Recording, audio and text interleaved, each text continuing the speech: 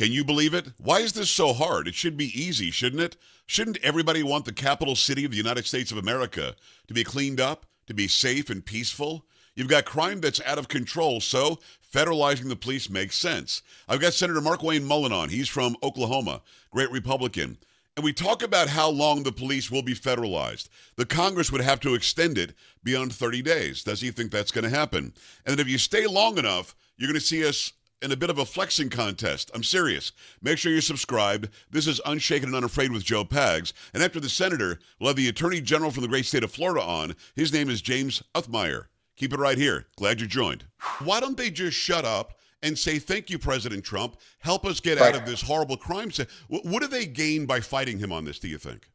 It's their hatred, their hatred towards President Trump. But anybody that wants to actually live in a city to where you feel safe walking down the street, and God forbid, allow our kids to walk down the streets, right? They know Washington, D.C. isn't that place. Putin's value of life doesn't exist. He values a dollar over the life. And so it's the economic portion that's brought him to the United States soil, even though it's Alaska, than it is anything else. And so he is looking for a way out. Markwayne, I find that my triceps are getting too big. Should I just stop working on those as much, or what should I do? What? Well, see, I have raw horsepower right now. Oh, okay. Like that too, see? I didn't see. I'll try to see if I can do it too. This is Unshaken and Unafraid with Joe Pags. Markwayne, we've got people in this country that are in law enforcement, in city leadership, in national leadership, who literally don't want fewer murders, fewer rapes, fewer muggings, fewer carjackings in D.C. What am I missing that anybody on earth is arguing about making it safer in D.C.? Well, you can't argue with stupidity, and you can't argue with crazy. And so you can't make sense of it. But anybody that wants to actually live in a city to where you feel safe walking down the street, and God forbid, allow our kids to walk down the streets, right? They know Washington, D.C. isn't that place. And this mayor, who is she's absolutely lying through her teeth by saying that crime is down. She knows exactly why it's down, because she decriminalized everything. And she doesn't enforce anything. Now, I haven't met one officer that doesn't want to enforce the law. They got there not because of the pay. They got there because they have a heart to serve. And yet you have prosecuting attorneys that's refusing to prosecute the crime. They've decriminalized everything to where it's a misdemeanor, basically, and a misdemeanor they never even show up for the fine. To theft now is at such a high rate of I don't know what the ridiculous amount is. I used to know and I can't remember, but it's so high that even home invasions typically doesn't even meet it. Walking out of stores with a dollar amount, I think under $1,000 now isn't a crime, or it's decriminalized where it's just a misdemeanor. And so they're not writing citations. And if you, or even arresting these people, you go and you drive in Washington, D.C., it's like driving in a third world country. You got four-wheelers passing you, you got motorcycles passing you, and these are dirt bike motorcycles. You have mopeds running around. These guys don't have license. They don't have tags on the back of them. They're blowing through intersections. And if you're not going to enforce small crimes, even because that is a crime, that is, it's illegal for you to do it. Yes. You're never going to enforce the big ones. And so they're absolutely not telling the truth. But that's what happens in these blue cities, Joe. And I commend President Trump for doing this, because it is the nation's capital. That's someplace. That's the only place that some people get to see. And if you walk one block off the Capitol complex, it smells like you're in a pot farm. I mean, it's absolutely absurd. And as we watch it, we see what you said is absolutely true. But it's even worse than that, Markwayne. We've got a report from NBC and this is from NBC, for God's sakes, in D.C. telling the truth. There was a commander removed in May. He's been on administrative leave because they said he was fudging the numbers. In other words, he'd go to the scene of a carjacking. The officers would say, we're at a carjacking. He'd show up. What do you got? Got a carjacking. All right, call that simple battery. What? Yeah. So it doesn't count as a felony. It's somebody smacks somebody upside the head, which is a different thing completely. Or you've got a stabbing. Just call that simple assault. So, I mean, that's what they're doing. So, A, that's illegal. You can't, fraudulently fill out governmental paperwork. And B, they're being exposed now. So why don't they just shut up and say, thank you, President Trump. Help us get out of this horrible crime. What do they gain by fighting him on this, do you think? It's their hatred, their hatred towards President Trump. Period. I mean, I don't know if you saw Chuck Schumer came out there and was trying to convince people that I Washington didn't. D.C. is No. safe. I make morning walks. I get out in the morning and walk the mall, and I'm perfectly safe. And I'm like, Chuck, you don't even walk down the halls of the Capitol without 4 police officers beside you. There is no way you're walking by Right. yourself. Not to mention, there's zero chance he walks any farther than getting into his limousine that they show Right. from around in. And so they're the only reasonable explanation you can come up with, and then, like I said, you can't argue with crazy, is that their hatred towards President Trump. It doesn't make any difference what he does. They're going to fight him on it. I'm getting hit a little bit on this because I was on Fox last night with Brian Kilmeade. Right. He was sitting in for Laura Ingraham. And I said, I don't wear a seatbelt in Washington, D.C. Now, I wear my seatbelt wherever I go because I probably should. Right. But in D.C., I don't. And the reason why is because I drive a Jeep. A Jeep is kind of prone for carjacking. And I want to be able to exit my vehicle to be able to defend myself in a fast manner. And I'm telling you, I don't wear my seatbelt because of it, because you're stuck in traffic all the time. You're there all the time, right? You're stuck in traffic constantly. That's the perfect place to be held hostage, so to say, in your vehicle with the seatbelt on. And it's sad that I had to do that, but I learned that trick when I was working overseas in third world countries, that you don't want to be tied in. You want to be able to exit your vehicle fast. And so it's crazy that you're talking about this stuff. You're using the same tactics that I was taught overseas. I'm taught here in Washington, D.C. I'm having to use here in Washington, D.C. because of the likelihood, not fear, the likelihood something like that's going to happen. And you had Henry Cuellar, who's actually a U.S. representative from Texas, was carjacked. You had Right. a Democrat, I can't remember where she's from, another representative, who was also hassled. You had the guy who goes by Big Balls, I don't know his real name, but he got beaten up horribly, because somebody tried to carjack him. This isn't something that might happen. I mean, this is something that you literally have to plan for. So it's 30 days when the president sends them in, right? So then after that, you guys have to decide if you want to keep them there. What's likely to happen? Will you keep a presence in D.C.? Well, two things on this one. One, there is an office in Washington, D.C. that doesn't have somebody working for them that hasn't been mugged or almost mugged. I guarantee you there's not one of them, especially if you ride the Metro. Now, the 30 days. I think the president's going to make a lot of improvement in 30 days, but he can't change the mindset of the city in 30 days. Right. So we're going to have to extend it. And by the way, there's a lot of people in place, like the prosecuting attorneys, or this individual that you was talking about that was fudging the crimes by pushing them to a lesser offense. Yeah. Those mindsets, those individuals have to be removed from office. And so I think we'll have to extend it. And it's going to be interesting to me how these Democrats vote, because remember, their office, the people that work inside their office, their staff, they live in the city. And I guarantee you privately, they want this crime ridden city to be taken under control. So I think there will be some bipartisan support. I don't know how much, but we'll absolutely have to extend it in 30 days. Well, I would hope there'd be bipartisan support, because you're right. Even ABC, there was some announcer on ABC who said, yeah, I had this happen where I live. Then you had somebody on MSNBC say, yeah, I can't stand Trump, but this is really good to clean up Washington, D.C. Markwayne, one last thing on that, because this blows my mind. Why wouldn't people like Muriel Bowser and the police chief say, we don't agree with him politically, but thank God the president's helping us out here? Wouldn't that be the smart political move, at least, to say what he's doing to keep us safer is good? You would think. You'd absolutely think they would say that. But once again, their hatred towards President Trump prevents them from doing this. And I'll share one more thing with you, too. CNN building is the same building that is I won't name the government offices that office out of it. But when you kind of got to walk through the courtyard to get to the front door. They will meet you because of the crime in that area.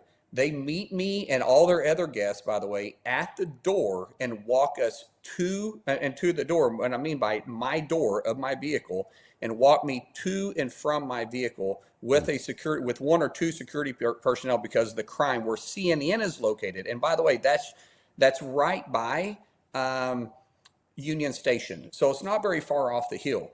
Where NBC is located and Fox is located and News Nation is located is at the Bureau, And here lately, they've been having to do the same thing, having to escort people to and from their vehicles because of the crime. So even these news outlets, they know what's happening, and so I don't expect them to give any cover to the Democrats during this matter, because everybody that works in those bureaus and works at those stations, once again, they've got to deal with the same crime-ridden city that everybody else is living in. Republican Senator from the great state of Oklahoma, Senator Markwayne Mullin. We appreciate the time and the access. Let's switch gears here. I talked to Tony Gonzalez, our mutual friend, a U.S. representative from here in Texas earlier today. He says President Trump has already won because Vladimir Putin is coming to the United States to have this conversation tomorrow. As we do this on Thursday the 14th, what do you anticipate is going to happen tomorrow? Is the war going to be ended tomorrow?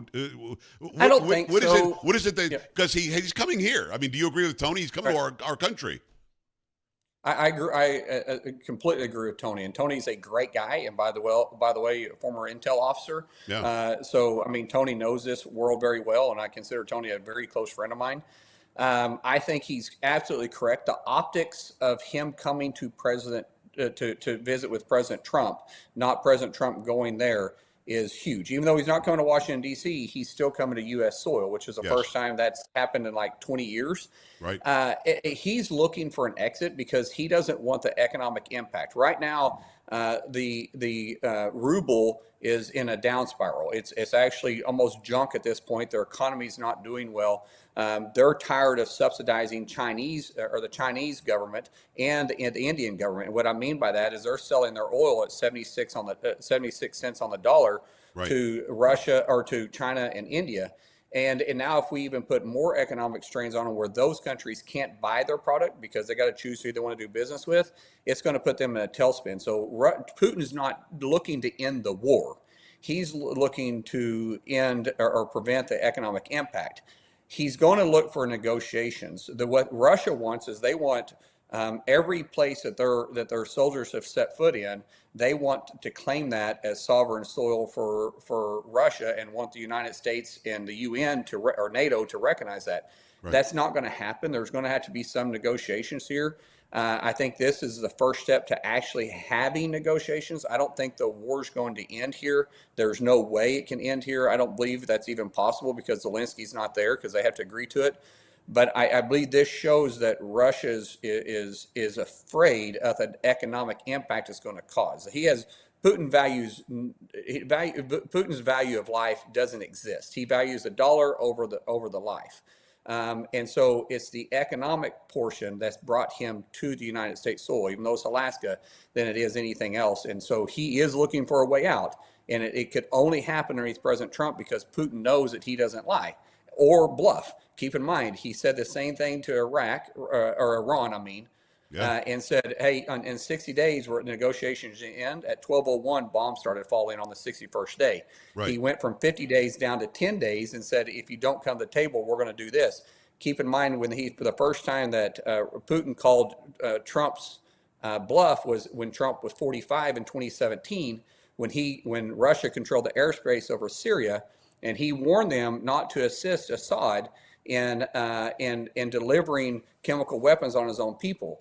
They did assist, and within 30 minutes, we bombed the airspace that they were at. We killed some Russians, and we took out all their military planes that were there, and they never used that airspace again because we controlled it until Biden came into office. So Putin knows Trump doesn't bluff. You know, everything you said is spot on, but something really jumped out at me. He doesn't have any thoughts about life. He doesn't care about life. It's about the financial benefit for his country. It's about him, being on top of the mountain and not being knocked off. I never thought about it, though. He doesn't give a rip about life. So he doesn't care that generations of Ukrainians and possibly of Russians are dead and just gone because of a dumb war that didn't need to be started. You actually have to get him in the pocketbook. It's that simple? I don't want to say it's that simple, but that's absolutely true. But that's the way Russia. Look back at Stalin. The value that Russia puts on life doesn't exist. I mean, they'll just put waves and waves and waves and waves of people in any war that they've ever fought, and they don't care about the impact that it has. Right. It's all about finances for them. What he is afraid of, if you really get into Putin's mindset. He was so upset at Gorbachev because he blames Gorbachev for the collapse of Russia or USSR. And so he really he sees that should have never happened, that he should have never allowed that deal to take place. He should have continued to fight and put the motherland, instead of letting the motherland break up, that he should have kept it as a whole. But because he did that, it's been his mission in life ever since Gorbachev. Remember, he was KGB underneath Gorbachev. Right. Ever since that, his perspective is to restore the motherland as a whole again. And he can't do that if he's in financial ruins. That's very well said. You know, and I hear you. Let me ask you one last thing on that, because I do want to move on. Let's say that he signed some deal, maybe not tomorrow, maybe in a week, maybe in 2 weeks, and we have an end. The peace is going to happen. Whatever deal has to be made is made. What's to stop him from doing it again anytime he feels like it? And this is the problem. Ukraine was made promises in the early 1990s by Russia, by us, by everybody else in between. And Russia just said, we're not going to follow that. We just don't feel like it. So why wouldn't he do what he did in Georgia and do what he did in Crimea, do what he's now done in Ukraine? What's to stop him next time? So what you're referring to is the Budapest Memorandum. It was formed in 1993, signed in 1994, which Ukraine, for your listeners, gave up their nuclear weapons, their nuclear arsenal, for the guarantee that Russia wouldn't invade them and that the United States would be there with them, which is why we've been along this whole path with Ukraine to begin with, because of the Budapest Memorandum. Right. What prevents him from doing that moving forward is the economic impact. I believe what you could see that, and President Trump could be criticized for doing this, but this could really help. So the economic ties that our economy ties in together. People say, well, why hasn't China invaded Taiwan yet? Why haven't we went to wars? Because their economy is so tied into the U.S. and they can't afford to be away from it. If there's an economic tie to Russia with the United States, it makes that invasion much difficult. And you got to look at you got an invasion, meaning Russia goes back into Ukraine. Right. And you got to look at the age of Putin too. Putin is not young anymore. What we call, he's in the cattle world, we call it short and solid. He's definitely short and solid. And if you got him any pasture, you'd be looking to sell him right now. Right. And so he's not at the age to continue these fights. He needs a legacy. The legacy that he could hang his hat on is that, look, he got Crimea or whatever the deal's going to be. Yeah. He restored part of it. Now he's going to leave with a strong economy. And they're going to build statues of him all over Russia. That's going to be I believe that's his legacy. So now he's looking towards legacy more than he's looking at building. And I believe that is the path. Now, once again, you can't rationalize, but if you read intel reports, you try to understand the way he thinks, you understand his history, you can get to a conclusion of what he's looking for to come out of this. It makes a lot of sense. So in essence, and again, people might balk at this, actually make them more reliant on us economically, then we can shut off the spigot anytime we want, like we can with China. You're right. That's why China hasn't done it. Yeah, but you look at the Abraham Accords. President Trump is probably the underscored history that President Trump had in his first term, was Trump 45, is the Abraham Accords. Yes. You want to know what has kept that whole region from breaking out into a regional war is the Abraham Accords, because it's kept Egypt out of the fight. It kept Saudi Arabia, even though Saudi Arabia hasn't total normalized relationships, they see the impact that it's had with UAE because of the Abraham Accords. You look at the normalization they've had with Jordan, which kind of kept them out of the fight too. It's because of the economic impact and the economic ties. It's one thing to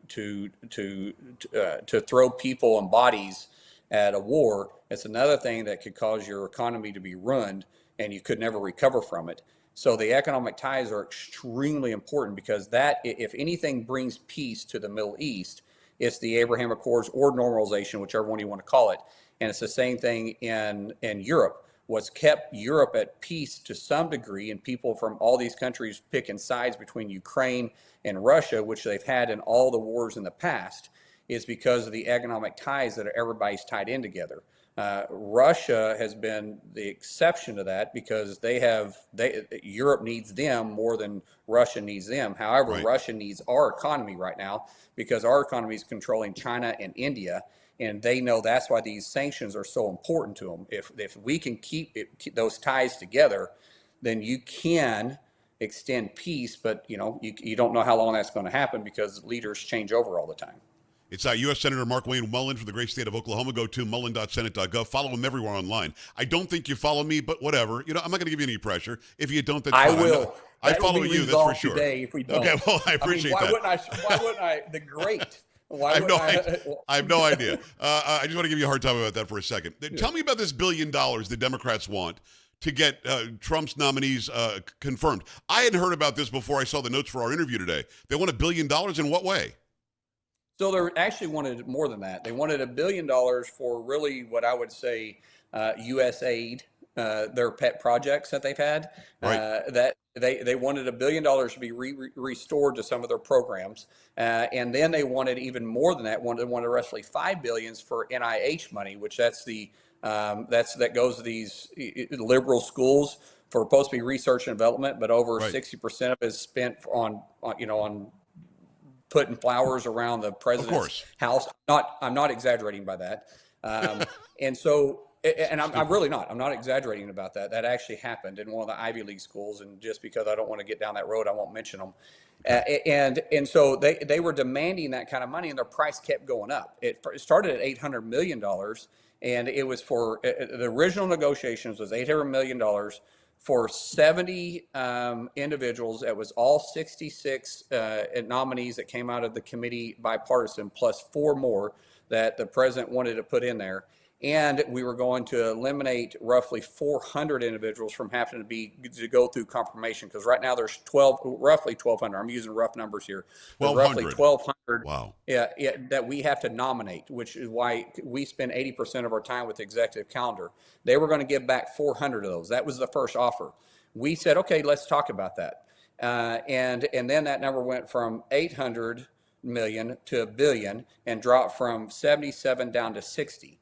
And then we said, okay, well, we could probably still talk about that. Then the number dropped to 44. They wanted $1 billion plus $500 billion for NIH. And the president told them to go pound sand. Good. Here's what people don't understand. And the president and I talked about this that night, and we talked about it the following day, and I've talked to him since then. That was such a smart move for him. Because even though we didn't get the nominees, 2 things are going to happen. 1, we're going to change the rules when we get back in September. But 2, we got another big fight coming up. We got to fund the government. We got the continuous resolution coming up because we're not going to get all the appropriation bills done. Even though the Senate may be able to complete it, the House will never get theirs completed. Right. And even if they did, we wouldn't be able to have time to go through a conference and get them all done between the 2 chambers. So we're going to have to do some type of CR. The House can pass a CR. The Senate cannot pass a CR without Democrat support. We cannot pass a funding bill with a simple 51. We have to have 60. We only have 53. So that means that we've got to have at least 7 Democrats to vote for us. And since they know President Trump will walk away from the table because he did with his nominees, when they start trying to hold President Trump hostage on shutting down the government, he knows he'll call their bluff on them. Now that he walked away from his nominees, which was very important, this sets up a fight because, once again, we talked about Putin knowing that President Trump doesn't bluff. You also, Chuck Schumer now knows that he won't bluff. So if they force us into a shutdown, this will be the Schumer shutdown like he did in 2017, 2018 with President Trump. This could be the exact same thing. So it was strategically, President Trump once again proved he's the master of making deals. He set the stage for this fight September 30th, and people, there isn't one single news outlet, no one's talked about this. This is the first time it's been talked about out loud because of what he did there. It sets us in a much better position come September 30th. It makes a lot of sense. He's playing chess while everybody's playing checkers. That's for sure. I love that Schumer thinks that he has this leverage, and I hate that they try to extort you guys, my word, not yours, for all this money just to get the votes that these people should be approved anyway. When the president comes in, you approve them. And I noticed that a bunch of Republicans approved a lot of what Biden did, and they held their nose doing it. But, I mean, this is dumb that they think they have any position whatsoever. They're in the minority in both chambers. It's Markwayne Mullin. Last quick one, the one big, beautiful bill, investment in military, the border, national security, all that's coming together. And again, I talked to Tony Gonzalez about this, who's got the largest border district in the entire country here in Texas. It looks like it's working out. He was in the helicopter yesterday. Nobody's crossing the border, Markwayne. I mean, This is working out. Well, there's 3 things taking place because we did the border security offer, one big beautiful bill. For the first time, we're actually going to have legislation so that the executive order can't overturn it like Biden did when he came in 21 to stop building the wall. The wall will be built all the way across our southern border. But since that's happened, what's happened now, since we're not having human trafficking on our southern border, we've been able to increase the drug interdiction by tenfold. So now we're stopping the drug fold. But what's happened, or the drug increase, now what's happened now is it's pushed on two things. It's pushed going across our border in the Pacific, and it's also going to the northern border too, which is why the PM and the president are having big differences, because the president's like, hey, listen, the crime's not coming from the United States into Canada. The crime's coming from Canada into the United States. The border's not just the U.S. border, it's the U.S.-Canada border. You have responsibility too. But we also invested at the same time in the Coast Guard. The Coast Guard hasn't really been invested in since the 80s. We invested billions into the Coast Guard to be able to fight these cartels, because the cartels are well funded and they're literally buying submarines now. And we haven't been able to fight it with our Navy. We've been fighting it with old technology with the Coast Guard. Now we're stopping the big shipments coming in that way too. The one big beautiful bill makes all of our cities safer. We talk about taxes a lot, but this makes all of our cities safer, because drugs are flowing in from the southern border, from the Pacific, and from the northern border because of the lack of enforcement. President Trump is the president that's restoring law and order back to our nation. I love it. I think, listen, you've said a lot of things in this interview that a lot of people don't know about. That stuff with the Democrats and all that money. Certainly what you just talked about with the one big beautiful bill, and the argument with Canada is very important, because the cartels are smart. They're going around and not doing it through Mexico anymore. They're going actually to Canada. So thanks for breaking all that stuff. It's Markwayne Mullin. Go follow him everywhere. U.S. Senator, great state of Oklahoma. Before I leave, Markwayne, I find that my triceps are getting too big. Should I just stop working on those as much, or what should I do? What? Well, see, I have raw horsepower right okay. like that too. See? I didn't see. I'm trying to see if I can do it too. Listen, we got to get together and work out sometime. Thanks for all the incredible stuff you're doing for Oklahoma and for the United States. And let's talk again soon, my friend. Good stuff. All right. Thank you, sir. This guy does an amazing job as well. It's James Uthemeier. He is the Attorney General of the great state of Florida. James, how are you? Good to see you again. I'm doing well. Thank you for having me. I appreciate the job you're doing. I want to get into Alligator Alcatraz that has everybody up in arms for some reason. I don't know why. I want to get into that in earnest in a second. But just before we started, I brought up what's going on here in Texas with these Democrats who decided they can break quorum, stop the 2/3 from being present, and go run to places like Illinois, that's gerrymandered, or California gerrymandered, or Massachusetts and New York, all gerrymandered, and they say they're trying to save democracy. What are the rules in Florida? Could you stop them from leaving the state? Could you force them to come back? Or are you not in the same sort of situation numbers-wise that we are here in Texas? Our rules are a little bit different. Numbers-wise, we have super majorities, over 2/3 Republican in both chambers. So I don't think we're at risk for a flyout like that. But we do have some remedies. If people are not going to do their job, if they're going to vacate their responsibilities, then there's very good legal arguments to declare a vacancy. At that point, there'd need to be a special election. The governor, unfortunately, can't fill those seats. But I don't think we're going to have to worry about that. We've got pretty good leadership that keeps them in line down here.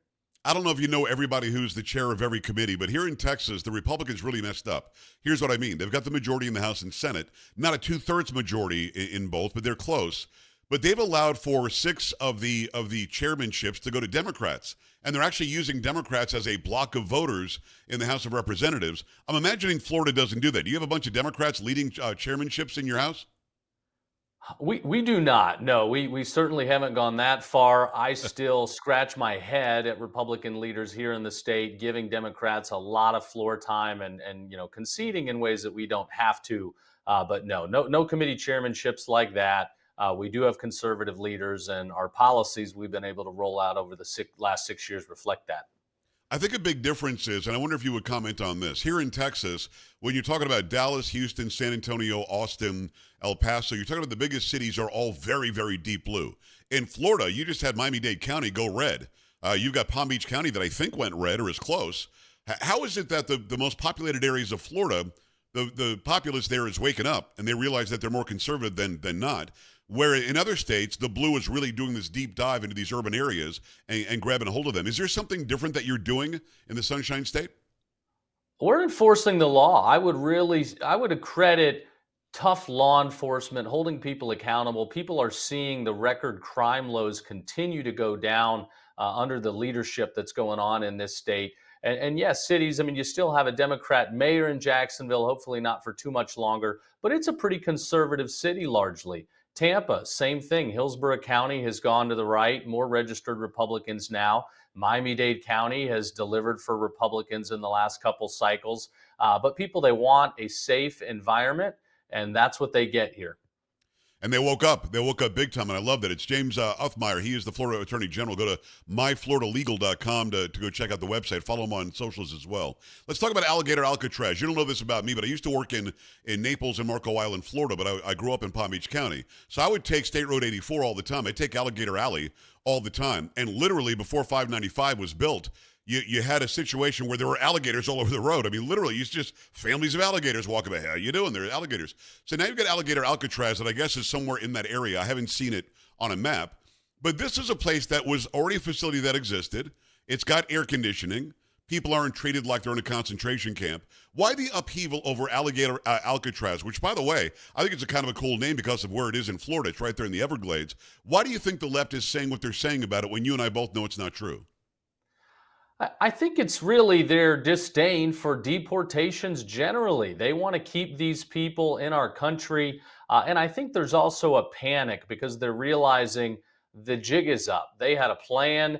They wanted to take over our country through the open border, allowing illegals in, spreading them out across the country, counting them in the census, giving more electoral power to sanctuary blue states. Some states even tried in local elections to give them the right to vote. They wanted to change the demographics and the electoral nature of our country. And thanks be to God, President Trump didn't let them get away with it. He came into office, secured the border. He's delivering on his promises. And now we need to detain and deport as many people as possible. So you see these, members of the Communist Caucus in Congress, AOC and friends, and they're crying at these locations, outside the fence. They were elected to represent American people, not these illegal aliens. And when you look at a lot of the people that are in Alligator Alcatraz, I mean, you've got the worst of the worst offenders, people that have been charged or convicted of homicide, sexual assault of minors, trafficking, large fentanyl cartels, you name it. They are there. And that's who these people are defending, not American citizens, but heinous criminals. Now, you released this picture to Town Hall, I think via the AP, and this shows the facility. What I like, and tell me if I'm wrong about this, I like that there's like a landing strip. Okay, you're now somebody who's here illegally. You've been adjudicated. You've gotten due process. Now get on a plane and be sent back to where you. Is this why this facility is where it is? Because you literally can have them get on a plane and send them back to where they came from? That's right. I've been looking at this piece of property for several years. The mayor, Miami-Dade County, they were still, covering the upkeep of the runway, which is still in fabulous condition, 11,000-foot runway, the longest in the state, which is great for big planes and deportation flights. We were looking at what to do with it, as a state and how to acquire it as a state. And then as President Trump took office, he made reference to reopening the original Alcatraz, and it kind of gave me the idea, we got a piece of property that has all the same characteristics, but it's even larger. 30 square miles. You've got the tarmac and basic airport facilities. They were built back in the 70s. This is not a new thing. We included some light infrastructure, brought in some trailers and some heavy duty tents to build these detention areas. And it's perfect. It's a one-stop shop. We can hold up to a couple thousand people at this point. Once we get through litigation, hopefully it can be expanded to house even more detainees. They've got medical and other services right there on site. As you said, it is air conditioned. It doesn't have to be, but it is. It's nicer than most of the jails in the state. And then just, a few feet away, they get on the plane when it's time to get back to where they came from. What happened, do you think? And again, it's the Attorney General of the great state of Florida, James Uthemeier. What happened between 1980 and now? Now, you're way younger than I am, but I grew up in South Florida, as I said.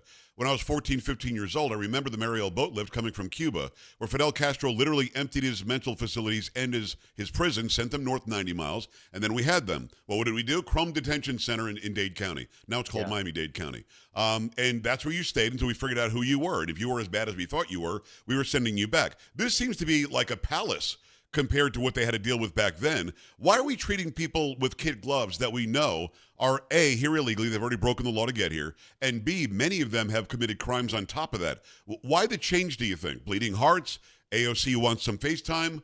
Why don't we treat them the way that we used to? Hey, you came here illegally, we're going to treat you like that. Well, it seems people want to give a lot of constitutional rights to illegal aliens that uh, aren't afforded them. There's got to be Right. some basic process to make sure that they are not citizens or here on some sort of documentation. But absent that, we don't need to go above and beyond to cater to the feelings of murderers and rapists and drug dealers. But I think it's the nature of the media and a lot of these public servants that sit there and want to create a hysteria. But they're getting the basic services they need. That's the point here. And it's Right. not supposed to be a long-term facility. It's supposed to be short-term. Get them in, finish the process, and then deport them back where they came from. And we're going to do as much of that as possible. A judge in Miami put the brakes on some construction there. Is that still underway? Because I think there was a 2-week injunction or something, and it ends next week, so it's about 7 days old now. Are you just at a standstill at the facility, or are you still doing things? The facility continues to operate. It's fully operational. Like I said, it can still house up to a couple thousand detainees. People are still coming in. Deportation flights are going out many times a week. It is fully operational. We'll see what the judge decides to do next week. If there is some sort of more permanent injunction, we will certainly quickly appeal that. This is a claim that we are not following federal environmental regulations when it comes to some of the limited, light infrastructure that's put on the property. But I'll say two important things. Number one, again, it's 30 square miles. Nothing that's there where the detainees are housed comes anywhere close to the Everglades. Nowhere close. This is not touching the Everglades. The impact to the Everglades is zero. Another thing I'll point out is this is state lands and a state-run facility. So just as our state jails do not need to follow these NEPA regulations, our state Alligator Alcatraz shouldn't have to as well.